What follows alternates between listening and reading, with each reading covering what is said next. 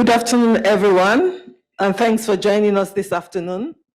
So we're here this afternoon to discuss inclusive science for global sustainable development in a climate-changing world. And today the session is being hosted by B Solutions and consultancy services in partnership with our partners from America, from the United States of America, from Europe, and other countries in Africa. Zinc International Association is here, Carinalis, and C from UK. Thank you for joining us. We have 10 speakers in this session, and I think these 2 hours we'll be talking about inclusivity in different spaces, one after another. And then what we will do is to present for the 10 presenters to deliver their speeches, and then we discuss after the 10 speakers have spoken. So from my side, I'm going to talk about anthropogenic-driven environmental changes and what it is that we see around the globe. What I will do today is to just run through some of the issues we have, the things we will always see around us, and what is it that we can do going forward, and draw some conclusions at the end of my 5 minutes. I won't go into all of the details of climate change. Most of us in this room, we know what it is, what are the things we're expressing or experiencing all over the world. It's no longer it will happen. We've been experiencing it, whether it's more extreme events like hurricanes and heat waves and all the things that comes with those in terms of health and environmental health impacts. So it's a big issue. And combined with this are typical stories like this that you will see, whether it's from pollution from vehicular emissions or industrial pollution or food contamination or environmental degradation in different spaces, droughts and drying up of our rivers and lakes. All of those issues, they have been exacerbated now by the effects of climate change. And we have these drivers of climate change, agriculture, in terms of the production systems, deforestation, and so on and so forth, industrialization, and artisanal resource exploitation, because, you know, in developing countries, in particular, people need resources for survival. So there are lots of these activities going around that increases the pressure on the natural resources. And of course, that leads to poverty. But what are the issues? I think one of the biggest issues is the exclusion issues in terms of the science we do, the policies we implement, and how we allocate resources into spaces in our countries. There are exclusion issues in terms of people that are supposed to be custodians of the environment that should be in the space. They are not allowed. They are not in that space to be able to do that effectively. And of course, there are gender issues in terms of resource allocation. If we're going to distribute land in my village, for example, they will probably prefer my brother to me because I'm a woman who will not answer my father's name eventually. So there's some of those issues. And of course, the lack of acknowledgement of indigenous knowledge systems that we know are very potent and cheaper and more available and affordable to the systems. We rather invest in other things that are not really feasible. And some of these things we need to consider taking care of and ameliorating. I will just quickly say that we need inclusivity in our science and policy. It doesn't matter where we are operating. If you don't have all of the voices incorporated into the system, then we're not going to have the desired outcomes that we should have. I'm a big advocate of gender parity in terms of opportunities, in terms of pay, and so on and so forth. If we're excluding one gender at the expense of we're placing our systems at a disadvantage, because if 50% of women it's the global citizen, then it means half of the economy or productivity or whatever it is that should come from that system is being excluded from that system, which is it's not right. And of course, indigenous knowledge system need to now come to fore when we are making decisions and allocating resources. Citizen science, public awareness campaigns, and so on and so forth, I think they are critical. And of course, collaboration for us, I think is key in terms of disciplines and industries and sectors, and also intergenerational systems, so that we're able to do more and achieve more going forward. Thank you.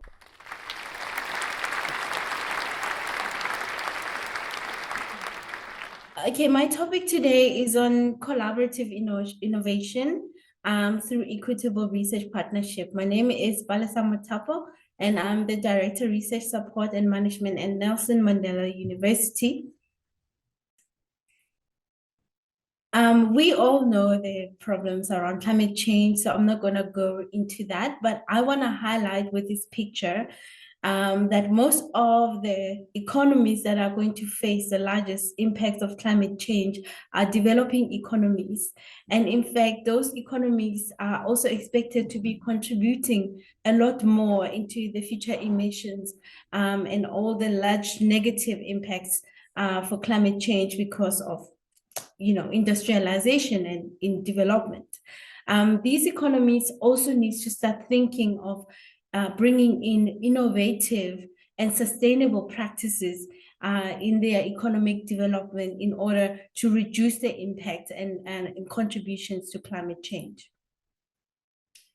We need to develop more partnerships between least developed countries and established countries, and also partnerships between government and academia, so that we can develop innovative solutions in a practical and sustainable way. These collaborative research need a contribution from all sectors. Beatrice earlier mentioned about indigenous knowledge systems, but working in higher education, also working in higher education in Africa, and understanding that Africa has the youngest population, and Africa is going to contribute to innovation and a sustainable conservation and support for all sectors of the economy in the future. We need to look at who is contributing to research, who's contributing to knowledge production within the context of developing economies in Africa, considering our young population. Most of the countries that are participating in sustainable development partnerships are usually from high and upper middle class countries. And in fact, the countries which are in the lower middle income countries, like South Africa, all focus on the SDGs that are focused around food security, gender equality, and energy. And of course, we need to do that because we're still emerging economies, we're still developing economies, we still face with a myriad of challenges, considering the stage of our economies where we are. We need to involve more research, and we need to involve young researchers in these.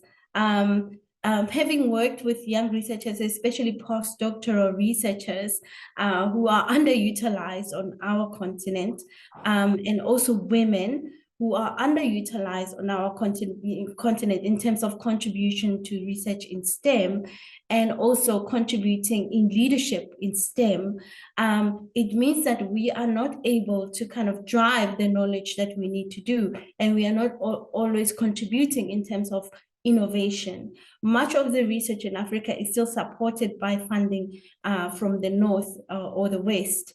And those partnerships determine the types of researches that we do.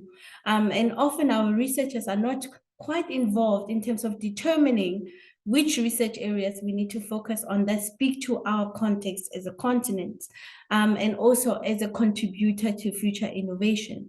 And within the partnerships, we need to understand the role that funding drives, and determines. For example, that we need to contribute research practices that enable us to solve our problems in terms of context, using African principles, integrating indigenous knowledge systems into how we practice our research and what it means for our development in the economy, and also how we impact on how we use the environment sustainably. Recognizing indigenous knowledge systems, which one of the speakers is going to elaborate on in the next few slides, is that we recognize that there are certain practices that enable us as Africans to protect the environment already, that people have already been adapted to. We need to focus our research on societal concerns, for example, in our continent, to focus on food security, on education, on integrating technology into post-harvest, using energy and digitization, integrating research in terms of managing pests and diseases, and also access to new knowledge and information systems. We need to understand that we need to bring everyone to the table. Without inclusivity and equity, we're not going to be able to bring excellence, because those bring new knowledge and new ideas, and it's this new idea that allow us to be more innovative.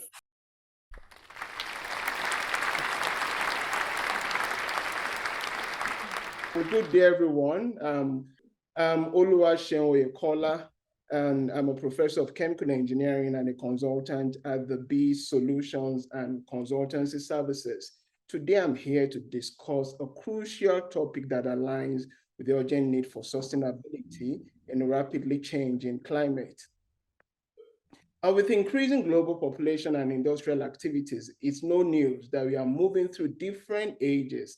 And it's actually been jokingly said that we are now in the garbage. And this is coupled with the depletion of fossil fuels and accompanying global warming.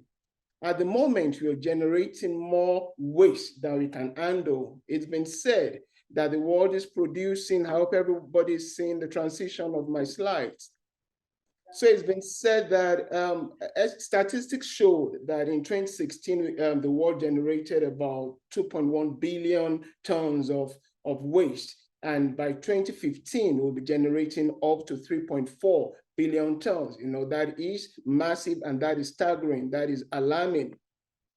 So, however, there is a paradigm shift that is ongoing, which is about waste is no longer seen as a burden, but it's an opportunity. So now we are introducing the waste to wealth concept, which acknowledges that waste can be transformed into valuable resources through innovation and sustainable practices. I was saying that we should generate more waste. No, we are saying that opportunity can be seen in the current challenges facing us.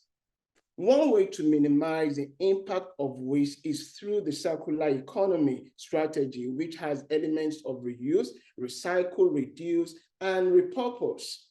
By reducing raw material extraction and improving waste management, we not only help the environment, but also enhance local communities. Looking at this speaks to socio-economic impacts.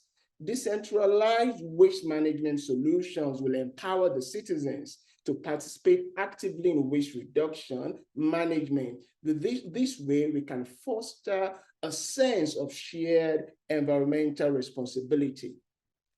In tandem, talking about inclusivity, another component that I believe that is critical is to look at waste to wealth concept in tandem with green energy revolution. Solar, wind, and geothermal power, just to mention a few, are key players in this revolution. They provide clean, renewable energy sources while contributing to economic growth and minimizing environmental harm. The aforementioned concepts are not isolated, but rather complementary. So we're talking about inclusivity of concepts. They form a nexus between waste management, renewable energy, and inclusive development, inclusive participation. For instance, waste-to-energy technologies can convert organic waste into biogas, offering sustainable energy sources. With this way, we can reduce reliance on natural gas, and we can also reduce the impact of global warming. With this, economy, environment, equity, and equality addressed. So let's quickly look in a few seconds, in a couple of minutes, let's look at some real-world examples that highlight the potential of these concepts. In one of our previous studies, which we carried out at the university, we explored using integrated biological systems to treat tannery waste, which emanates from the industry that produces raw material for the leather industries. From this project, we were able to generate biofertilizer, biogas, and other resources. This approach reduces waste, saves energy, and creates revenue. I mean, some of the facts and figures are shown in the slides. Another one we did was, using, maize is a staple food in Africa. The harvest, the massive waste that is generated, using pyrolysis technology, we are able to convert this into what we call biocoal, which can be a substitute or a supplement for the fossil fuel coal and can be used by the rural area. Last but not the least, we weren't involved in this, but it's a project that is laudable. It even featured on CNN about 2 months ago. In Ghana's Kantamanto market, this oral foundation, the discarded clothes, millions of clothes are transformed into valuable materials. Apart from upcycling and recycling, citizens are also upskilled. I won't spend so much time on this because others have spoken about this already. For us to make this a reality, we definitely need different stakeholders, academia, industry, government, and civil society. In conclusion, together we can drive innovation, implement sustainable practices, and by embracing these highlighted ideas, we can address energy, environmental, and economic challenges while working towards achieving the SDGs. Our action today will shape the world for tomorrow. Thank you so much.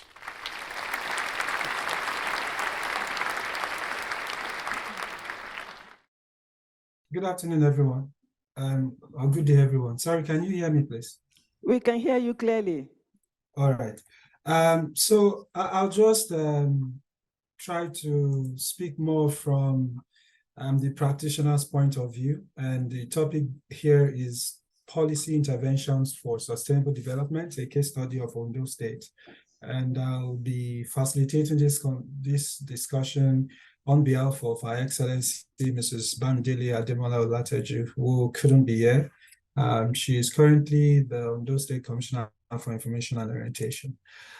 Basically, the agenda would be just to a brief introduction of Ondo State, knowing that we have audience who may not be familiar with the state, and then what are the issues, what is to be done from the policy point of view, and then we conclude. Ondo State is renowned for its rich biodiversity. It's characterized by various plant and animal species, of course, as is typical of Nigeria as a whole. The biodiversity results from the state's unique topography, which includes coastal plains, rainforests, and savannas. Ondo State is one of the states in the Niger Delta region where you have water bodies and all that. The topography, particularly for Ondo State, is diverse with coastal plains along the Atlantic Ocean, rainforest in the southern region, and savannas in the northern part. Ondo State is in the southwestern part of Nigeria, where you have, heavy rainfall, to time. This varied terrain provides a wide range of habitats for a multitude of species. While the Ondo State, the biodiversity in Ondo State is a blessing, it also presents its challenges, of course, as we've discussed.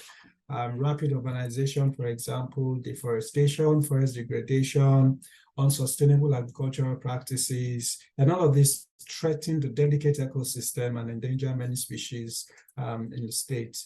Biodiversity for us in Ondo State is crucial.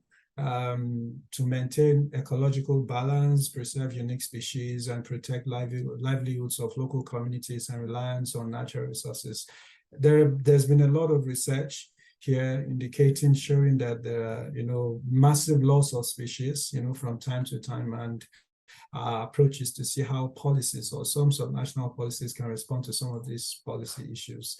So what are the big issues that sort of inhibit or sort of weaken policy efficacy in this area? Number one is poverty. So poverty is a major threat to biodiversity.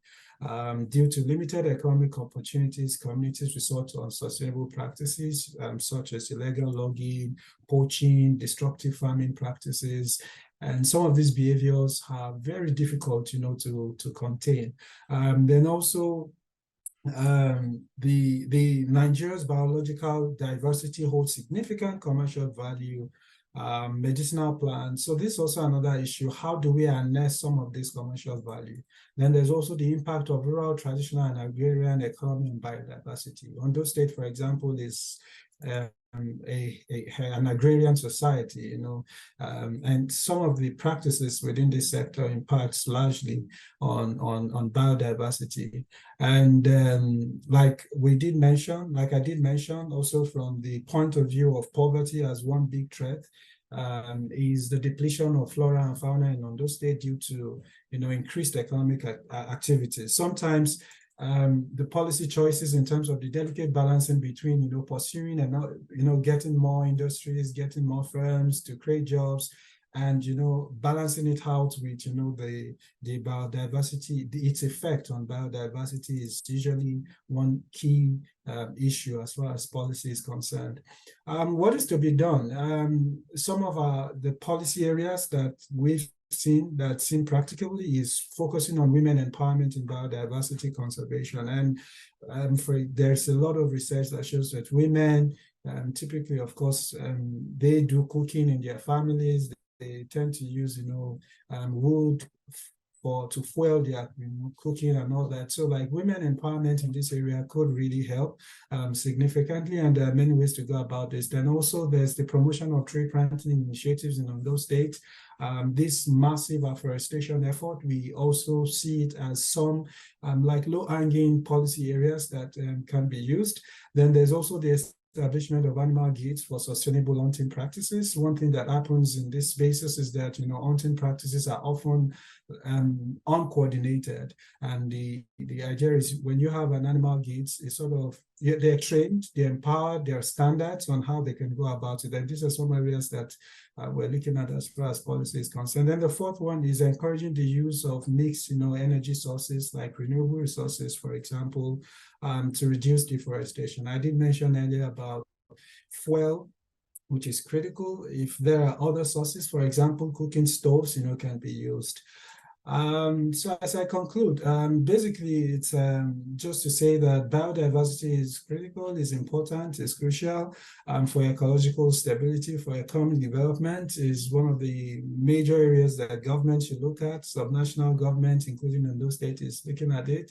And there's the need for, to take action to conserve biodiversity.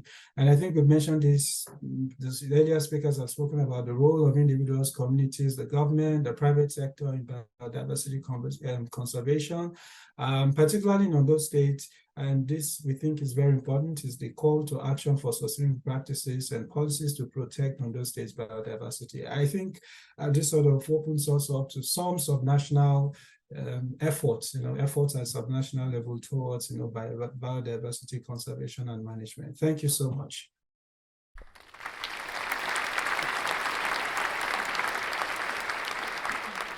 Hi, everyone. Yes. My name is Victory. I'm a PhD student at Stellenbosch University and an entrepreneur at heart. Today, I would like to propose a concept called OpenVerseLab, a testbed to facilitate innovative technologies for the future of web. Now, some of you might have heard of buzzwords like metaverse, spatial web, and IoT, and so on and so forth. Now, there's been a significant increase in the rise of network devices. So, for example, we see exponential increase in the creation of VR glasses. We see exponential increase in the adoption of IoT nodes. There's projections of 27 billion nodes by just 2025 alone. We've not talked about stuff like AI, for example, and all these things, while they are cool to have and interesting to have, this comes at a cost, right? To manage this volume, hyperscale data centers need to be built. So to just put this in perspective, one hyperscale data center is the size of 3 AT&T stadiums. One AT&T stadium takes about 80,000 people, if I'm not mistaken. Now, is this sustainable? Today, there's about 500 of these. And we've not even started yet with the rise of, again, AI, ChatGPT, for example. Now, what can we do about this? One thing we've observed as well is there's a shift towards closed and centralized systems. This has environmental implications of water because one AT&T stadium requires more water. It requires us to clear forests, for example. It has environmental implications. Now, one thing that we pick up as well is the network infrastructure is just not sustainable.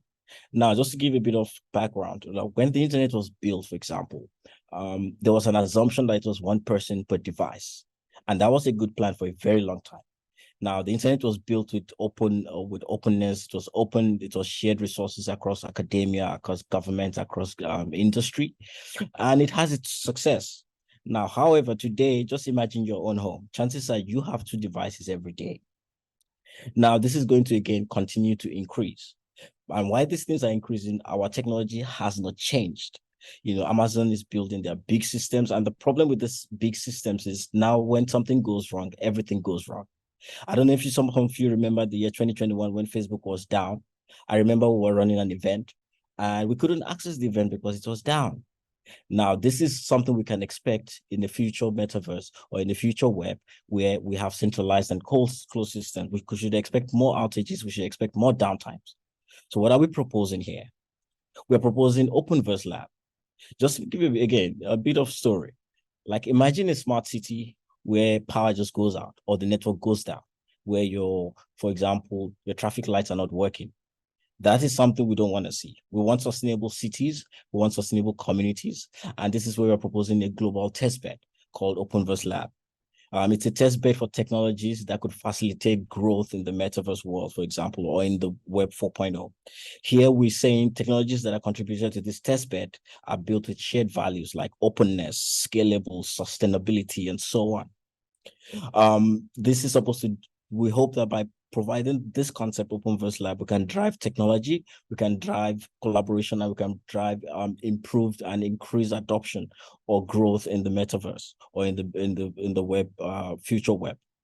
An example of technologies that are already on this that have contributed is spatial publish subscribe, something I'm personally involved with, and it simply just improves the network communication.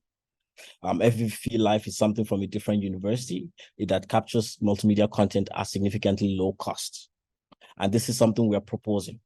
So what's the ask for everyone in this audience? We are saying, whatever you're doing, start embracing openness, start rethinking the foundations of what you're doing because the world is changing. We are saying develop sustainable technology for people that are in the technology space. When you develop it, always remember that the world is changing. We're also asking that you become an early adopter of some of our technologies. For example, spatial publish subscribe. If you have some server-to-server infrastructure and you're looking to try something new and unique, we are asking that you join in and adopt some of our tech.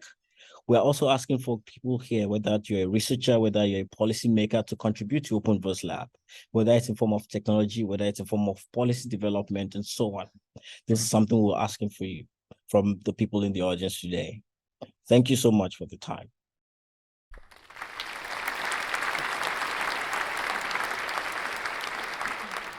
Good evening from Nigeria, everyone. So my name is Femi Adekoya, and I'm popularly known as the Flying Farmer.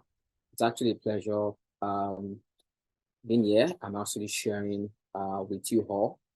So tonight, as it is here, I will be sharing on the topic from vision to reality, how UAVs are pioneering the United Nations Sustainable Development Goals progress. And yeah, so my name is Femi. I am actually a a drone professional in the field of agriculture. I am actually using drone technology to actually help farmers to help them increase their productivity and most especially their profitability with sustainability in mind. So if you just want to describe what I do in the context of the SDG, I am piloting a sustainable agriculture with the global goals in mind.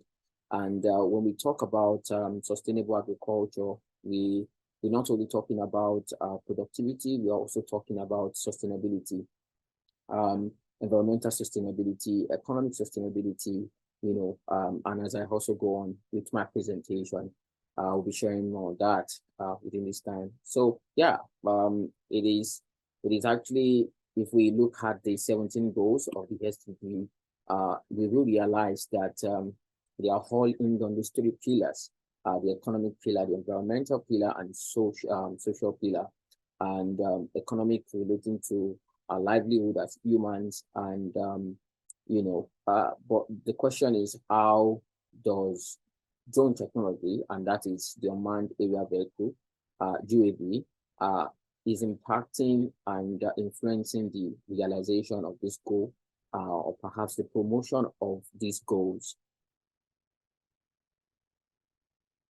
All right, so drone technology is actually used across different fields of practice, discipline, and study.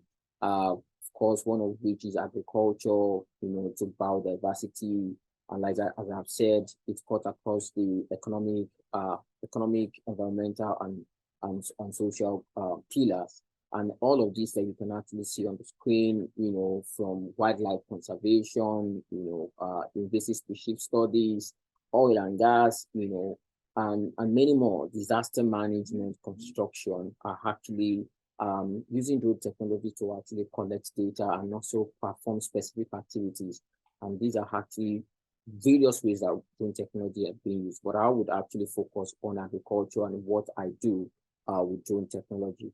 So yeah, focusing on agricultural sustainability, and as I've said, agricultural sustainability, and from the ground team of the summit, is for us to actually tackle in a climate changing world.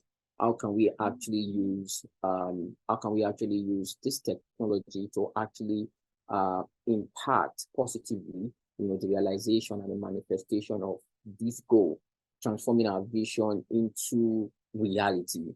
And talking about SDG Goal 2, which is zero hunger and food security, drones can actually be the right tool, to accelerate precision agriculture and also to fight hunger. And I'll be explaining some of these. So yeah, from the GIF you can see on the screen, these are just clips to actually help you to conceptualize how we are actually using drone technology in the field of agriculture, from scouting the field, collecting of data, mapping of the field, and also application or sustainable application of crop protection products, be it organic or inorganic, in a more environmentally friendly way, conserving water and also agrochemicals that can lead to environmental pollution. And that is actually a picture of me. So we actually use drone technology to map, monitor, and also manage. There is a saying: what you cannot actually measure, you cannot manage. So with drone technology, we can be able to monitor the health and measure the health of crop, while we can be able to manage them efficiently, while leading to food security, which is zero hunger. So these are the ways we are actually using drones. We also use drones in animal husbandry to help farmers to monitor their animals, and integration with affiliated technologies like artificial intelligence and computer vision. Particularly, we can be able to help them count their stock, taking inventory of what they do. Now, farmers can be able to have accurate data to be able to make informed decisions on this. And with drone technology, we are also empowering the next generation of farmers. We are trying to bring in youth into agriculture. They are actually the strength of Africa, and how we can actually impact them with drone technology to be able to see agriculture as a sustainable means of livelihood. And more so, with drone technology, we can see we're bringing a joy the joy of technology. We are bringing technology closer, to the rurals. And when technology comes closer to the rurals, it means that we are facilitating and accelerating rural development and also impacting on their livelihood, because that is a goal. Technology is not the end, but the means to an end. And just as I round up, these are actually the challenges that we have to meet. I have actually said quite the pros, the good stuff about using drone technology. However, this is actually the technology at the infancy stage. And as a pioneer myself in Nigeria and also in Africa, these are few challenges we can find different. So one, it's the relatively high cost of the technology, regulation, and complexity of, license. We also have few people who are actually into this drone technology. There's also a bad press, say 10 years ago, when we had drone technology, you might think we associate with military, with defense, but things are changing, and with better awareness and what we are doing right now, we can be able to have more people who are actually aware of the good and promoting drones for good. And we also have lack of indigenous manufacturer. This is actually one thing we are also looking at precision, integrated air precision, to begin to manufacture drones here in Nigeria and Africa, to be able to commonize, we use the word commonize, this technology amongst farmers and across various industries. So thank you very much. And I believe that with the adoption of drone technology, we can be able to see to the realization of every sustainable development goal of the United Nations. Thank you very much for listening.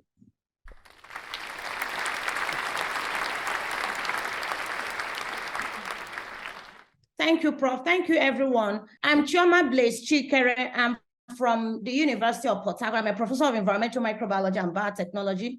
I'm equally an academic associate at the Department of Environmental Sciences, University of South Africa, and equally the director of the Entrepreneurial Center of the University of Port Harcourt, my primary employer. I'm going to speak today on bioremediation for environmental sustainability in the oil impacted sites of the Niger Delta region of Nigeria. Other presenters have talked about the Niger Delta region. The Niger Delta region, the area where my university is located and where I am working, is a rich environment, because it has agrarian haven that supports life and livelihood in the Niger Delta, and equally houses the country's revenue generating hotspots in terms of oil and gas industry. 80% of the country's revenue from oil and gas comes from this region. And as a result of the heightened activities of the oil industry in this area, we have untold petroleum pollution, which has destroyed biodiversity and ecosystem services, as shown in the slide before everyone. We've had issues of depletion of biodiversity, land degradation, soil fertility loss, and the rest of them. And coming from the standpoint of science and nature-based solutions, because we are looking at using environmentally friendly practices that will not impact the environment negatively. We are looking at practices that will halt, reverse, and equally stop anthropogenic activities that are negatively impacting on the environment. And here I'm looking at bioremediation, which is just use of microorganisms and biological systems to remove unwanted substances, in this case, pollutants from the environment. Petroleum hydrocarbons are known toxicants, and most of them can be accumulated in biota, resulting to very deleterious effects. So at this point now, we'll be looking at different types of bioremediation, which could be in situ, which takes place at the point of pollution, or ex situ, where the polluted environmental medium or media could be excavated and treated off-site. And when we are looking at microorganisms, we see that microbes they are minute, as their name goes. They are small, and you can't see them with the ordinary eyes or naked eyes. You need the microscope or magnifying instruments to view them. So microbes, they multiply at a very rapid rate, and as a result of that, they can be used in removing most of these pollutants from the environment, and they are natural, and they do not consume constitute nuisance in the environment. And we equally have high-end techniques that we can equally use in dictating the activities and the functionalities of these microbes while they are degrading these pollutants. And I'm going to show some of the side projects that we've conducted in the Niger Delta. The first one that is projected before us is an Elsevier Foundation funded research project. I was actually given a climate action for chemistry second prize by Elsevier Foundation, and we were able to reclaim an oil polluted site in the Niger Delta region of Nigeria, specifically in Giama. We're able to partner with the community youth, we're able to partner with indigenous people and the community chiefs, and the site was remediated and then fully, biodiversity was fully restored at the 307 post remediation. And then we had another site also in another oil-bearing community, Karama, in another state within the Niger Delta region, South region of Nigeria.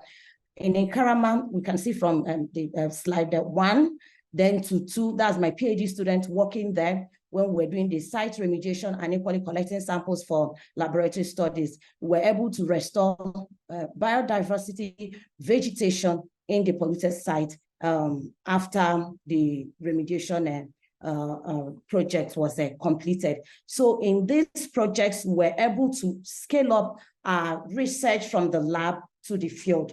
And at the end of the day, we're able to achieve SDGs like zero hunger or no hunger, because we're able to empower the indigenous people. They were all involved in the projects. We were equally able to deliver quality education because 4 PhD students were trained, 2 females and 2 males. They got their terminal degrees from this project. And we're able to equally do some practices, equally incorporate some practices that made sure that we had climate action actualized within this environment. We're able to protect biodiversity, that's SDG 15, and we're equally able to partner with international experts in the field of biotechnology, bioremediation, and environmental sciences. So that's the much we've been doing in the Niger Delta. Thank you.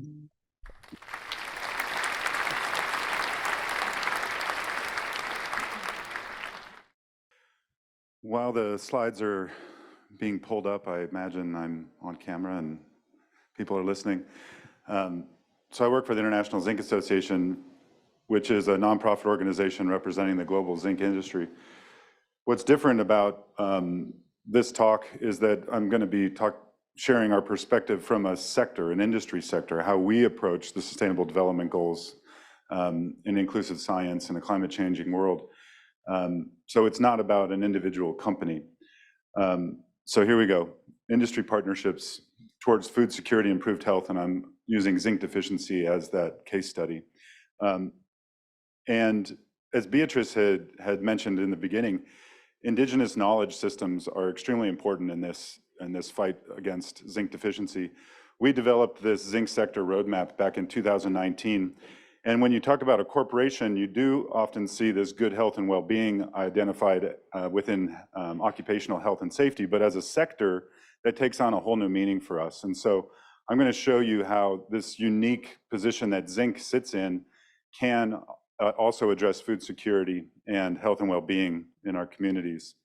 So let's start with humans. Over 2 billion people worldwide are deficient in zinc, and those complications lead to over 100,000 deaths in children annually. And the study just last year highlighted that 1.6 billion women of reproductive age and children under the age of 5 are at risk of these complications due to the deficiency of zinc, iron, or folate, otherwise vitamin A. So that's not even counting adolescents, men, or the elderly. So this number of 2 billion people is probably lower than we believe is true. So through the zinc industry, we've developed a foundation, Zinc Saves Kids, where we are addressing zinc deficiency through treatment, through supplementation, and through food fortification. And we do that through partnerships in a number of ways. UNICEF was one of our initial partnerships, but we also realized that while UNICEF does great work linking our members to the communities that they're working in, creating programs for them to work with schools, healthcare programs, UNICEF in some cases, as I've shown here with UNICEF Mexico, are also providing value for the industry so that they're actually contributing to the societal productivity in the communities in which they live in and work in. And you can see some of the details here about the Zinc Saves Kids program foundation that was started in 2010. Moving into soils, though, if we only address human deficiency through treatment, fortification, and supplementation, that's a forever Band-Aid that we have to keep on applying. But through soil fortification, we're finding that we can create a long-term sustainable strategy. We know that there is a very close linkage between soil deficiency and human deficiency across the globe, as you can see here. And we also know that we're going to have to increase our food production 70% by the mid-century if we're going to address population growth. And so through our zinc nutrient initiative, we are addressing these similar kinds of deficits that we see in soil, which directly lead to the quality and the quantity of food that we have available. And you can see on the left side, or on the right side of this figure here, that by simply applying zinc, even if you don't address any of the other micronutrient issues, you can have increases up to 25% of typical for these soils, because they can be so aged or there was monocrop occurring for so long that they're just depleted. And zinc can be a solution for this. And the reason I say indigenous knowledge systems is we're not saying use this crop or that crop. We're saying if you can address the micronutrient deficiencies in these soils, you can improve the yield on the indigenous systems that are that these communities have used. And if you look at our micronutrient footprint across the globe, certainly we've done a lot in Africa, but we've also done great work across the globe, and that's for both women and children and for farmers and agricultural systems. So in conclusion, I think the most important thing here is that the short-term immediate needs need to be met through health and well-being supplementation, but the long-term needs that can address food quality, food quantity, and societal productivity as a whole is a much more sustainable approach for addressing zinc deficiency. Thank you.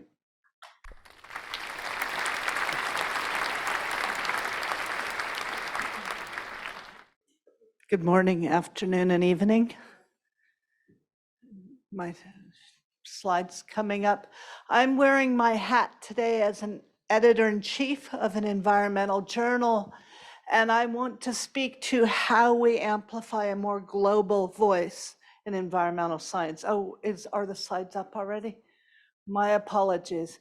So we're going to focus on a recognition of African and global science and knowledge systems in science communication.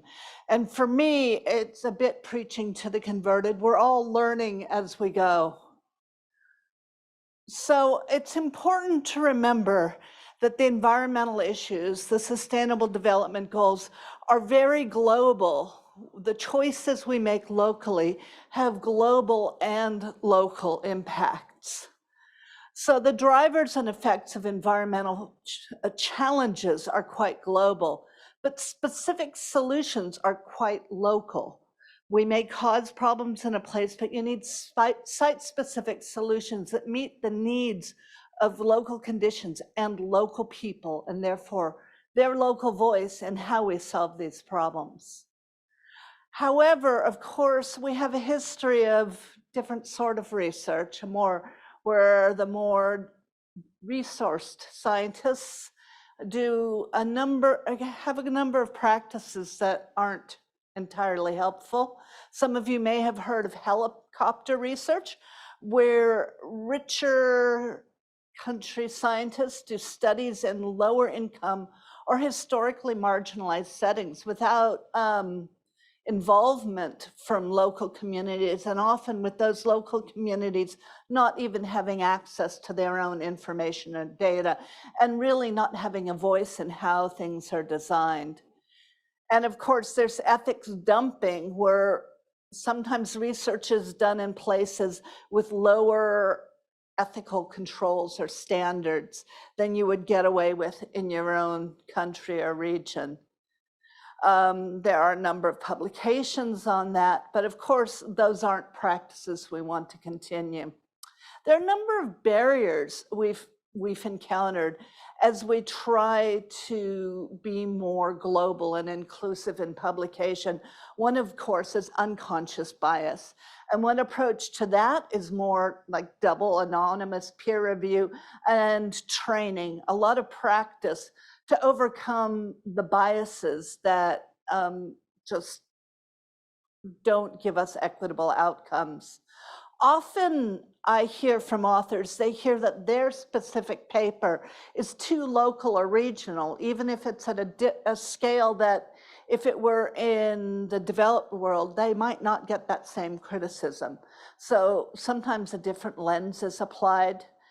We have quite an appetite for novelty. Now, for fundamental research journals, the newest and sexiest research might be important, but when we're talking about global environmental problems, I don't need to know that the sexiest, newest approach is being applied. I want to know how the world is working with the resources they have to solve our common problems. Same for resource limitations.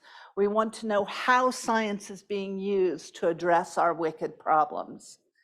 Another challenge that we're trying to develop, especially in the English dominant publication environment, as we heard from somebody in the opening session, is a bias that English, the Queen's English, or language quality is an indicator of scientific quality.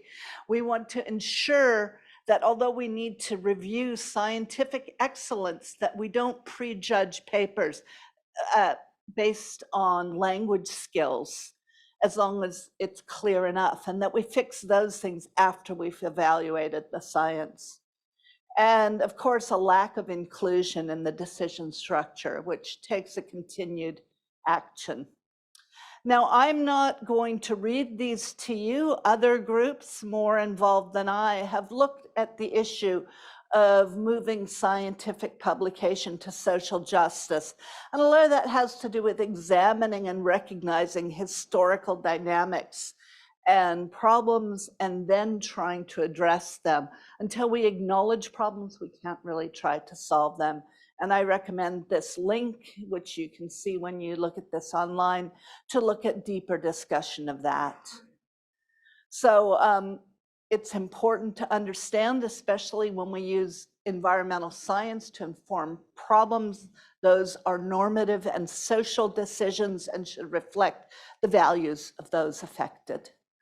So it's important to remember that socio-ecological, the pointer doesn't work and it doesn't matter for this projection. These systems are complex and interconnected. You don't even need to read this graphic, except to know that the green arrows are sort of what we as environmental scientists look at, say in food systems, and the other colored arrows are other systems that are largely invisible to us. We don't always consider them, but to affect solutions, we need to understand them. It's interesting because this comes from a more economic perspective, and they saw all that I've ever looked at in my career as invisible themselves. So it's important to know where your work intersects with other issues. We need to be cross-disciplinary. We need to talk about how our specific local studies interface with larger problems and larger sectors to hand off the information to the users. And of course, it's important to remember that we talk about specific numbered sustainable development goals. They're all interconnected. So this is an interesting slide. The Valuing Nature Network has developed a guidance on how to move from single disciplines to cross and all the way to transdisciplinary research, really creating new knowledge by applying different types of disciplines. However, we've been talking a lot about not just different disciplines, but different types of data, values, our knowledge systems. And a similar diagram could be used to illustrate that. When you start looking at different types of data and different knowledge systems, you don't just add it up, it's greater than the sum of the parts. So to amplify a global voice in publishing and in science, it's important to participate in scientific societies and demand that they serve you. It's important for people all over the world in different disciplines to become reviewers, and editors, as well as authors in journals, and support others once you are. Consider the journal and its aim and scope. Frame your narrative when you're writing your story, and make sure that you're engaging with the audience, network, and mentor. And very importantly, when papers are rejected, and often they are unfairly, appeal, appeal, appeal, challenge and educate. We need to be clarifying and demanding a broader voice. Thank you for your time and attention.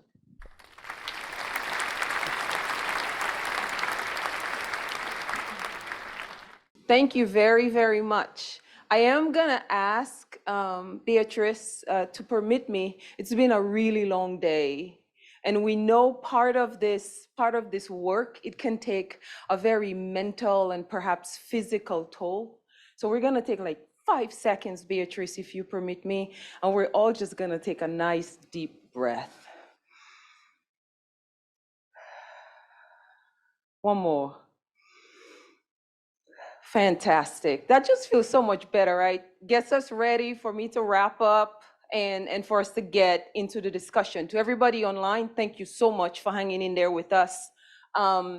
And so I'll talk a little bit about systems thinking and systems change. But the first question I'll ask is, why are we here? Why are we all taking this time to either come to New York and fly from across the world to come here and have this conversation, or join virtually and spend the day looking at your computer and looking at folks? We're here because we know all of this to be true. We're either burning up or flooding, there's not enough money, we're losing biodiversity, we're creating a lot of waste, et cetera, et cetera. Not everybody's getting the warnings and the information in a timely manner. The information is just not getting to some other people. We'll continue again.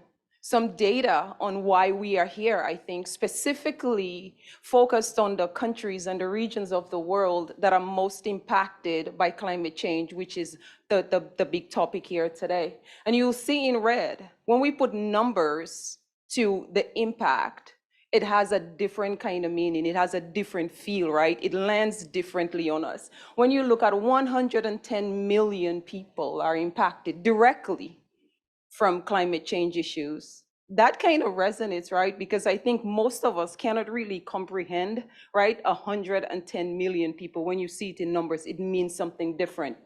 When we look at $8.5 billion in economic damages, imagine if we could figure out ways to save that money, right? And that goes into somebody else's pocket or has some kind of different impact instead of going down the drain. And that's Africa. We also need to talk about small island developing states. Collectively, the states which run just north and south of the equator, if you look on a map, including the Caribbean islands, some others in the Pacific. Between 1970 and 2020, that was just yesterday, right? That's today. The small island developing states have lost $153 billion due to significant typhoons, droughts, other weather-related issues, et cetera. I think we know why we're here. How do we approach this sort of like system change that's actually needed? We have to think about this, and what I'm trying to do is just kind of zoom us out a little bit, like our drone pilot. We're gonna zoom out and think about this from a systems thinking perspective that has been talked a little bit about. And the idea here is not how we're gonna visualize this or how we're gonna draw all the arrows and the boxes and all of those things, but really just thinking about what the tenets are, what are the underlying principles of systems thinking. And that is really how systems relate to each other, how systems behave individually, and how systems behave together within the whole. I think all of the presentations earlier touched on that in one way or another, and this is just reaffirming that and bringing it all together. You'll see if you look at globally within the United Nations, the UNDP and others have been talking a lot about just transition. What does that really mean? I think the presentations also talked a little bit. They didn't call it just transitions, but we talked about it. How do we develop solutions and address issues, derive solutions justly, right? Moving forward, learning from the past, because we haven't done a really good job of learning from the past and looking ahead, but really thinking through how do we develop solutions that doesn't impact another group negatively, right? And just transitions, just very quickly, and I'm almost done, was developed truly within the occupational worker space back in the 1980s. And so foundationally, just transition is really sitting within the worker, the occupational space, the health, and really from an economic perspective. How do we ensure that workers and the people doing the work and within that space are safe and not negatively impacted? And we know today, particularly with the push for electric vehicles and the mining, the access of minerals and others, we know that there's a significant impact on the people, right, in the trenches, if you will. And so how do we transition to electric vehicles, but not really, but clearly thinking about the others, that we're not, damaging another group. And then there are the justice movements, which kind of sit sometimes in silos still. So you have climate justice, environmental justice, et cetera, et cetera. Environmental justice is largely a United States kind of perspective of referring to what other regions might call environmentalism of the poor and things like that. So how do we bring all of those things from a systems approach, find the connections, find the reasons to connect and move forward? And of course, the justice movements are really from a perspective of social and racial equity and the disparities and things like that. This is one of Sabine's graphics, and I really like it because within it also looks complicated, but I like the connections and the arrows, and within it there are many questions that we continually need to ask regardless of the group we're working with, whether it's a top-down approach or bottom-up approach, right? If you're working within a university system, within a government system, or you're right on the ground working with community groups and trying to figure out how we bring them. But I think we can overlay it, whether lay that model, that graphic on top of this one, or put this one on top of the previous slide. And this graphic is something that I've been working on, so I definitely welcome your feedback and engagement on there. It really is an NIH framework for translational research.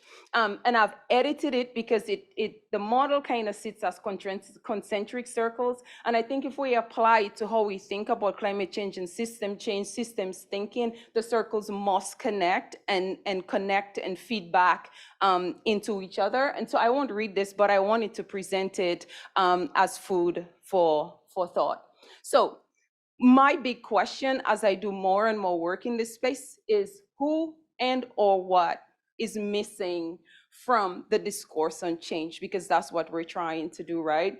And one of the questions I'd like to pose with you is, even though we ask who's missing, I think an important question that kind of popped up today as I've been sitting here listening to the presentations is who actually sometimes needs to step aside. And I think as scientists, we're historically driven by, like it's, ego, we have to publish in the best papers and all of those things. And so as we do capacity building, which is one of the topics, right? When you work with communities and developing world and things like that, we do capacity building. Well, capacity building is you want the community, the people to gain the capacity. Once they get there, you kind of need to step back. Right, and so when do we get to that perspective? So I need to edit this slide. So thank you very much for all of the perspectives who helped me get here. Thank you, thank you, thank you.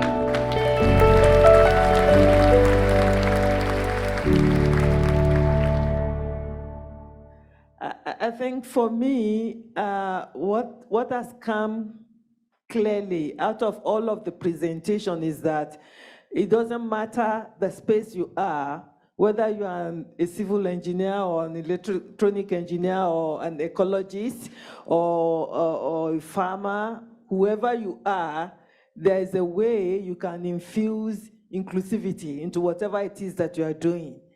And that will make a lot of difference in the outcomes that come at the end of the day.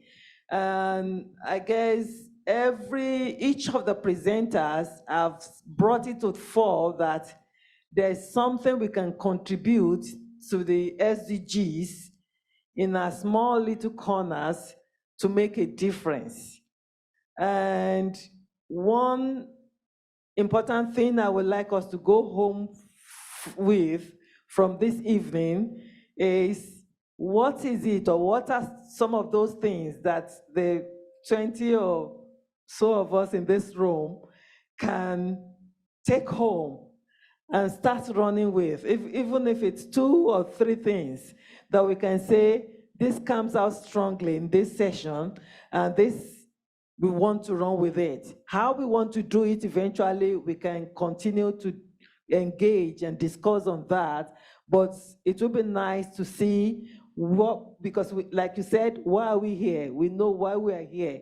We just don't want to come show our faces here, but to make impact at the end of the day, to make a difference, and to be sure that we are playing our own part in our different corners.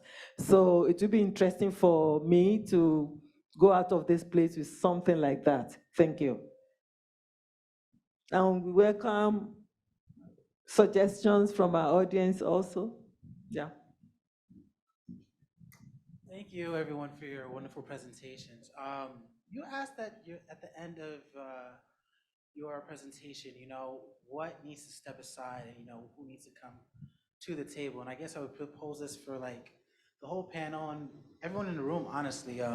We know with the younger generation, they have such a fervor and are very energetic and are very desiring to participate in climate action. So one thing that you also mentioned is maybe as us scientists, I hold my master's in public health, so I identify with you guys as well. But maybe we need to put our ego to the side and figure out how we move from translational frameworks to more about actual things and like things that can impact.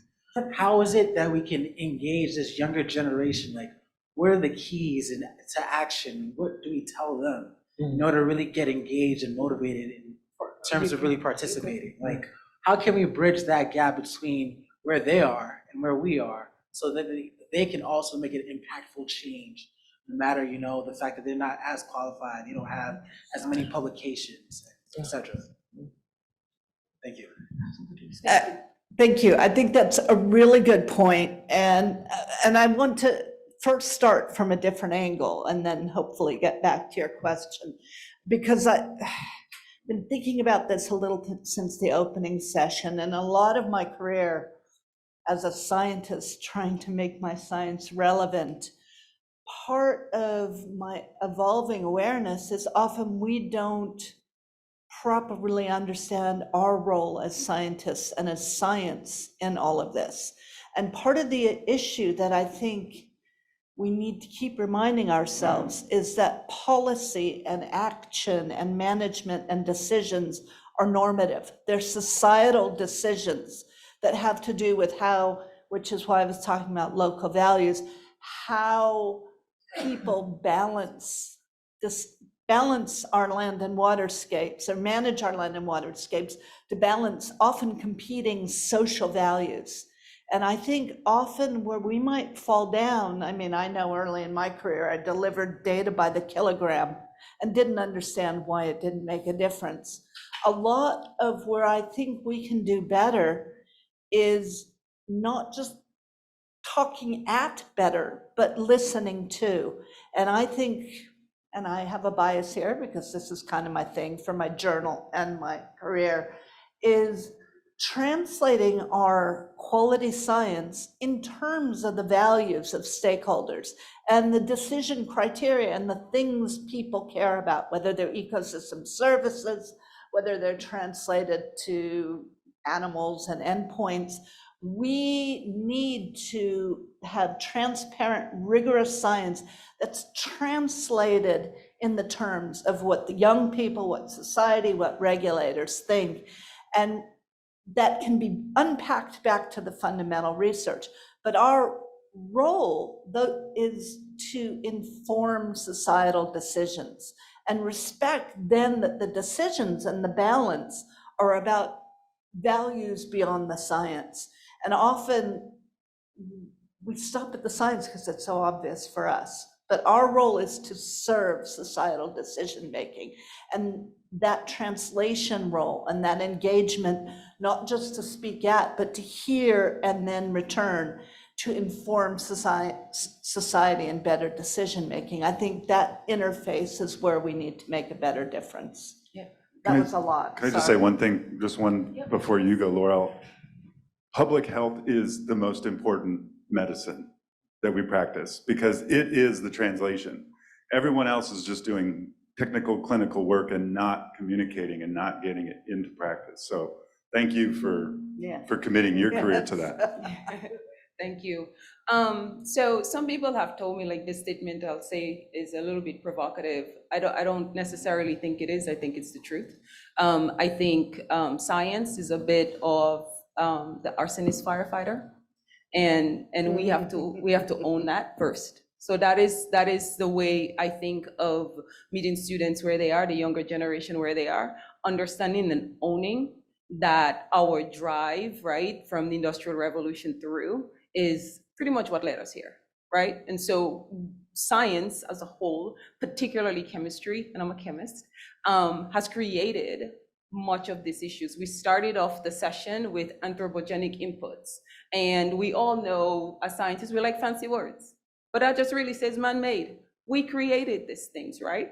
And so I think the first step is acknowledging, right, that we've created a very, very significant issue, very significant problem, but also we all have to contribute to the solution. In the work in the Niger that you saw, if we take a look at those pictures, what was missing, right? You see a trend in the way that I think. What was missing from those pictures, right? It was the professor and her students doing the work. The people who created the problem were not in those photos, right?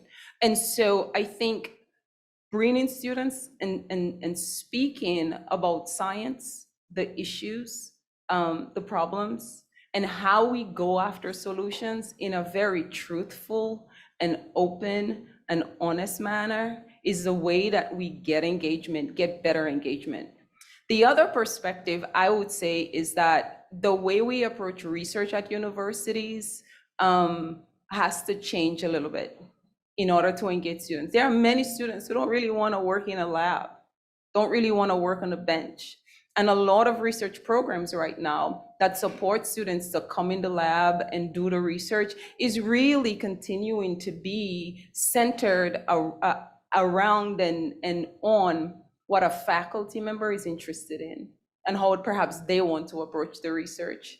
There has to be more opportunities that bring students in with their ideas and say, okay, I have this idea. It's not just totally dismissing the professor's research, right? I understand how critical that is.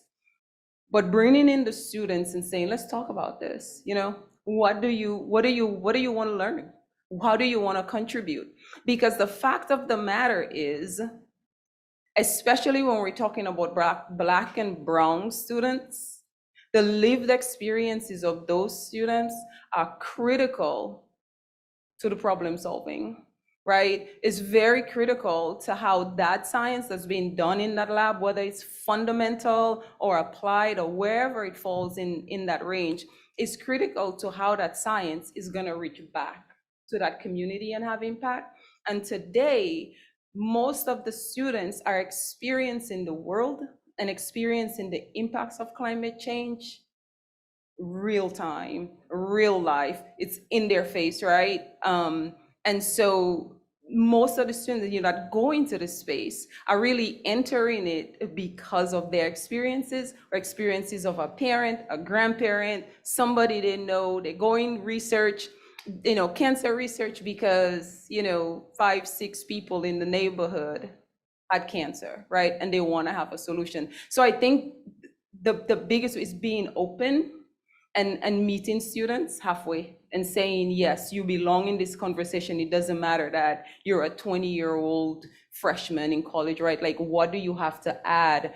And the bigger conversation that Beatrice always raises is this indigenous knowledge, is how do we elevate and revalue that lived experience that gets passed on from generation to generation and generation into sort of like that evidence-based work that scientists recognize. When I got my master's, one of the certificate options that I concentrated in was health communications, was because I actually also in real time saw this translational issue that we had in speaking in silos and making sure that not only like-minded scientists understand, the context of the problem and the way we're trying to go about the solution, but also the beneficiaries as well.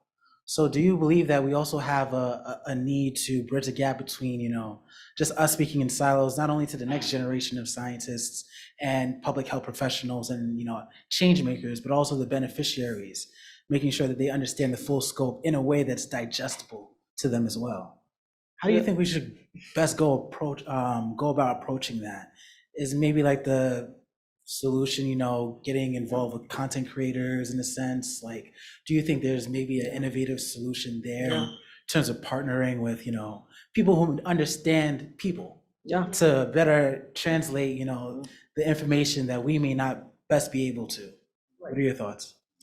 I think one of the things that's inspired this session is what we are talking about. So when we're talking about sustainability, it's not sustainability of the environment alone. It's also about economic sustainability, social sustainability, and different kinds of things and factors revolve around all of those. If you look at our panel, you will see that we are 4 generations in this panel. So that's my mentor there.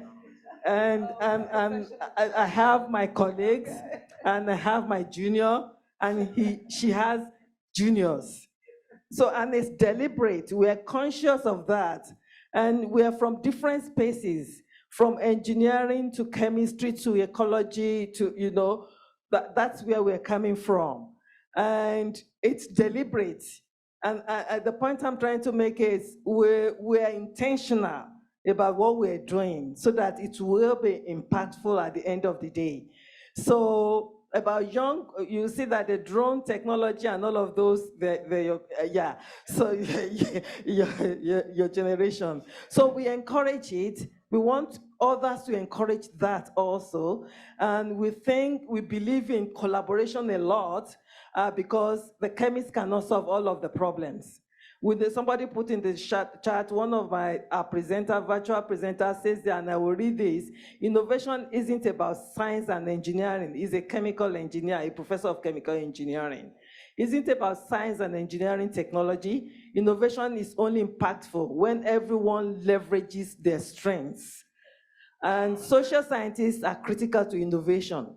Ensuring we listen to those we are innovating for is also essential. We need to make people the bottom line, not the Benjamins, money, quote and unquote. Yeah. So the human aspect of what we do, the social aspect of what we do for impact is critical to us, and that's why we're here today. How can we engage? Because the idea is to bring people with like minds, like passion, to make a difference in the world, so that maybe next year or in 2 years' time, we can come back that, listen from this session, this group emerged, and this is what we've been able to do, and showcase that to the world, that this is actually possible, because we have something tangible to show the rest of the world that we can do if everybody comes to the table and play their own part. Thank you. Something that we didn't talk about as a full panel, but really came out in these presentations, was collaboration.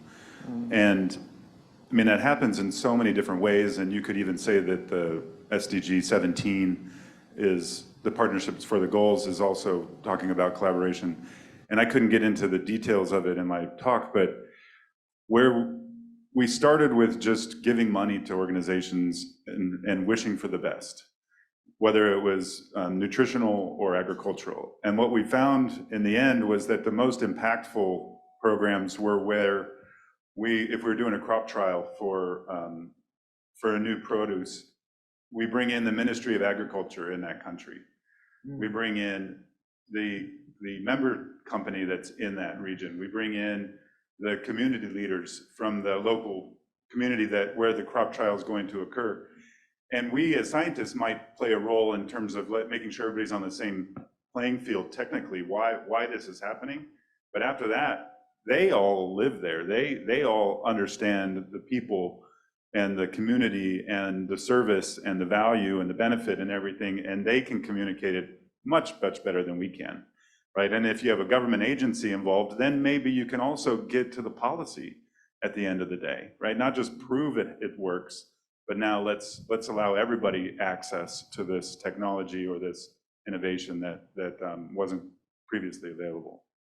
I think also in scientific societies and in professional societies, it's one thing to say have a student discount for a conference or whatever, but the society we're both involved in, at least the European, I think, is it European or global? Yes.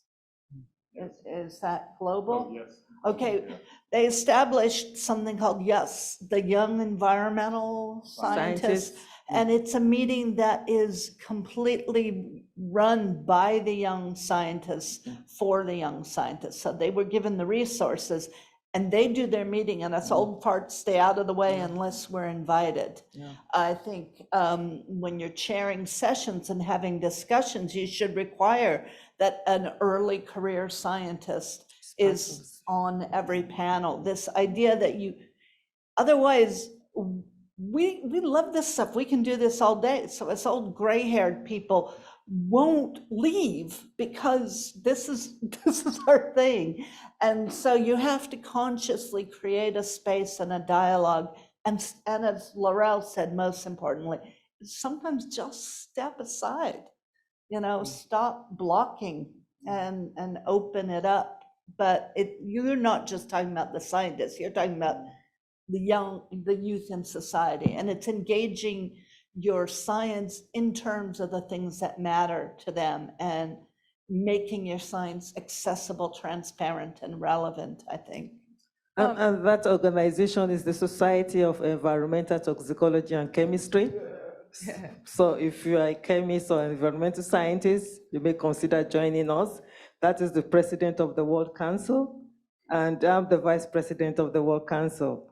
We are an organization of over 5,000 professionals spread across the globe, and that's what we do for our young ones. I think they just have the year's meeting last week or 2 weeks ago in Germany, and it's all young people there doing their own thing without interference from the gray-haired old ones.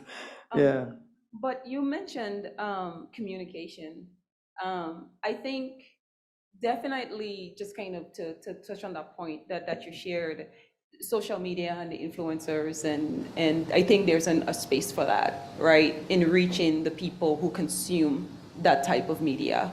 There is also opportunity for intergenerational communication and teaching, and how we translate some of that information, young people thinking really creatively, but because they're grew up in certain communities, I think how they think and can relate certain concepts, whether it's culturally or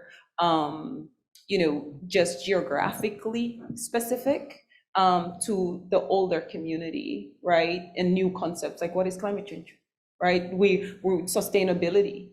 I think a lot of the developing world and poorer communities, I don't know, and tell me if you agree with me, if anybody knows how to do reuse better than us, right? Because I grew up in the so-called developing world as well, a third world in the Caribbean, and you had the hand-me-downs, right? And you had the Tupperware containers, the butter dishes and things like that, right? And people made decisions in their buying power, right? Because that particular thing could be used for X, Y, and Z when it was empty. That type of model of reuse, I think, has almost been demonized to the point of people being ashamed, right? But we talk about reuse, you know, we saw it on the slides, we talk about reusing, and now that is really critical in addressing our waste issues, right? With fashion and how we just change clothes so quickly. And, you know, I think behind, you know, certain industries, the fashion industry is probably the largest polluter, right? Yeah. In terms of solid waste. And so now there's the model where you have clothes selling in some of the department stores that have the little labels, right? For who is the first one to wear it and the second one and the third. I think that's fantastic. Sorry. If we'd only listened to our grandmothers. Exactly, exactly. So I think, you know, there's that opportunity, right, to have those types of conversations and change the rhetoric around what poverty is, right? And elevate. Now we have the fancy terms of sustainability and all of those things, but we've been doing that for a really long time. How do we take those concepts and reintroduce them so people see, man, there's a lot of value in the way that we lived. It might have been as a result of necessity, but what did they say about necessity?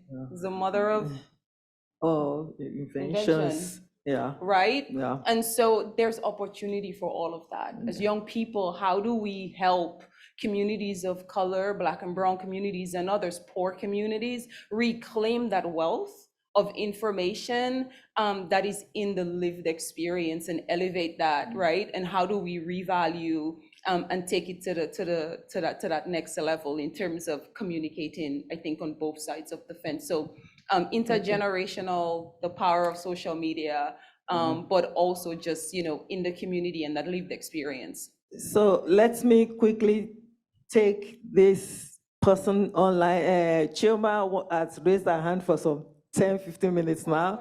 No, it's fine. Chioma, you have the floor now. Then I will take some comments on the chat box, and then we'll continue the engagement. We still have some 10 minutes or 12 minutes, so we still have some time. So Chioma, you may unmute yourself.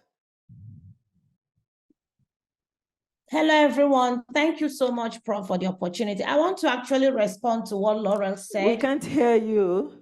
Hello, everyone. Can you hear me? Hello? There you are. Yeah. Hello? We can hear you. Hello, we can hear you now. Yes. Okay. Thank you so much, Prof. I want to respond to what Laura said about not seeing the polluters in the scene. Yes. Actually, one of the sites we worked on in 2017 was a site that was polluted as a result of accidental spill from Shell Petroleum Development of Nigeria, from their right of way where they had their pipeline. So when the remediation was going on, I had to move in with my students. I had a PhD student then. So we had to use microbiological techniques to monitor the progress of bioremediation, because they were doing land farming, not adding fertilizer, because the Niger Delta region is really blessed with rich microbial diversity, biodiversity, and copious rainfall. So we didn't use fertilizers. We just deployed the microbes in the soil and then monitored with tilling, aeration over time. So with our microbial indices and high-end, high-throughput sequencing techniques, we were able to establish that bioremediation was successful. And the endpoint was that we had the revegetation and rewilding in the environment.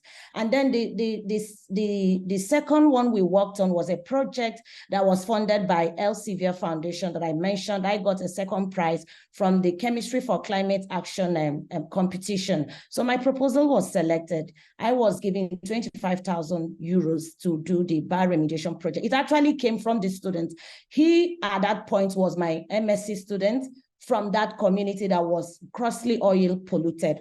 So he came to me and said, please, ma'am, can we work on this? And he was actually a community youth leader, and he thought of what he could do to help his community. So he put up the proposal. He worked on that for us to check the site amenability to bioremediation. So we're able to record microbial presence And the microbes that were able to isolate from the polluted environment, they had very high propensity for the degradation of polycyclic aromatic hydrocarbons. We're able to demonstrate that in the lab. We're able to equally demonstrate that they had the genes in the chromosome and in the plasmids. So after that, he had to go into the field again and got pictures for me to put up the proposal for the Elsevier Foundation call for a proposal. So when I did that, we're able to get the grant. And then he proceeded with the PhD and was the middle person between us, the university, and the community. So he got his people involved.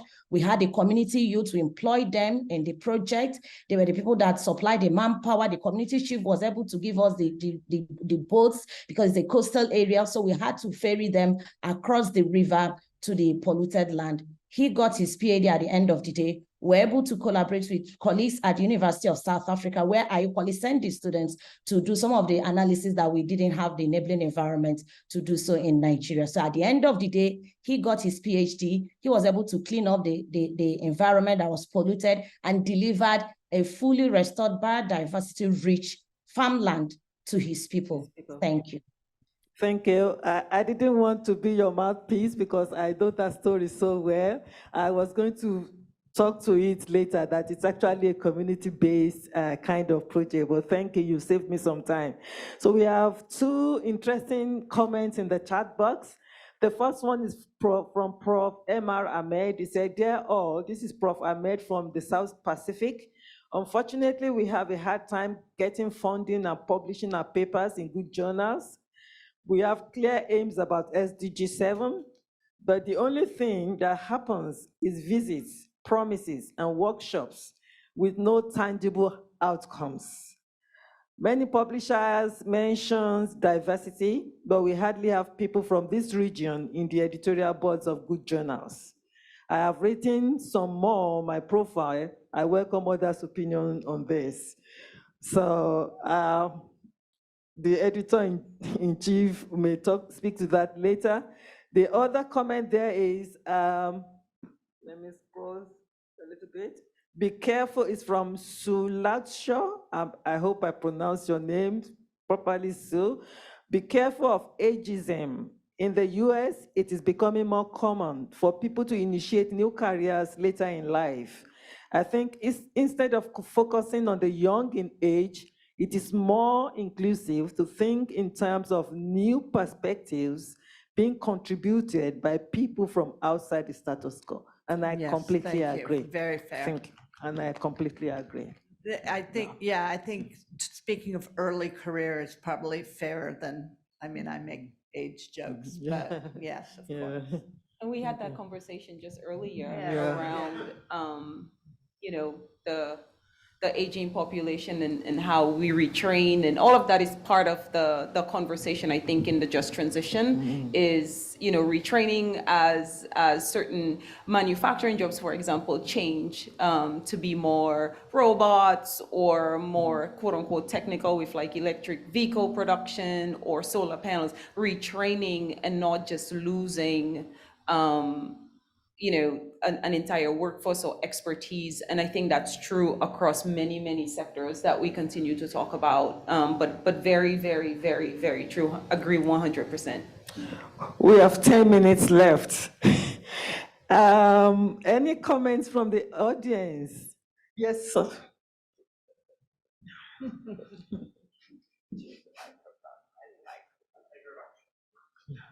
Thank you all for your commentary. I really appreciate that. It's just that sitting where I sit, and I grew up in Chicago, and then I lived in Boston, New York, Zurich, Luxembourg, Vienna, Singapore, and Tokyo. So I've been lucky enough to see a lot of the world. And just a couple of comments. It seems, particularly in the US, we have a culture of convenience, consumption, and status that historically has been at odds with sustainability for the environment, would be one. The second comment would be, if you look at classic economic theory, there are three factors of production: land, labor, and capital. And when they say land, they say it's a place to grow crop, it's a place to put a factory, it's a place to put apartment buildings. So all along, capitalism has been using the three factors of production, and there's never been really a factor for the environment. So this is the capitalistic notion that we operate under, and now we're going to solve all this, apparently, using the same system or within the same system that brought us this situation. So I'm just curious if anyone has any thoughts about that. Yeah. I think you hit the nail on the head. This continues to be the elephant in the room with ecosystem services and some monetization. We're nibbling on the edges of a damaging system. But we're trying to monetize things, but as long as we have a system that is fueled with growth and where consumption is status and success, we're just nibbling around the edges. The question is whether society has the appetite, and we're seeing the pushback for fundamental shifts, because there seems to be quite a strong pushback right now for fundamental change, and we're running out of time. I think you have something to say. You seem to be. Oh, well, I mean, I certainly don't disagree with what you said, but the US isn't the only country that is overly consuming goods. Japan, you get one package of sushi and they put the ice pack in a plastic bag and another plastic bag, and then they put everything into another bag. And so, you see other societies that are facing the same challenges, and so to come to the other point about that you made about consumerism or capitalism, a very early society is fully sustainable. They're taking care of the environment. Socially, they're sharing goods, very little waste, and they don't really need economics per se. As you start to grow and develop an industrialization, you're going for the economic pillar, and slowly the environment's deteriorating, but at the same time, the societal pillar is deteriorating. And by the time you get to industrialization or first world, whatever you want to call it, those other two have kind of been left in the back. And now we're seeing every other country striving to become that capitalism. And yet what is so powerful about those societies is the social aspect and their care for the environment. And so I'm scared to death to even encourage them to take the same route that we've been on, because the economic pillar is important. They need to be balanced. But by the time you realize you've gotten there, the other two are at the wayside. And so we have to, I think we just have to, learn from our mistakes, and that's not an easy thing to do, but it's not that the US or Europe are the only ones that are making this mistake. Before we run out of time. Anyone in the audience that want to respond to the question or want to say something? Nobody. Okay, then I think, any final thoughts from the panel? We have 2 minutes to tidy up now.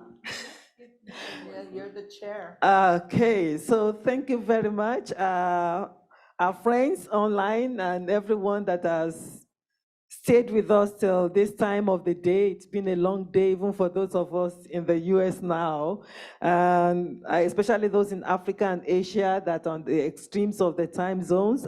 Thank you for staying with us also online.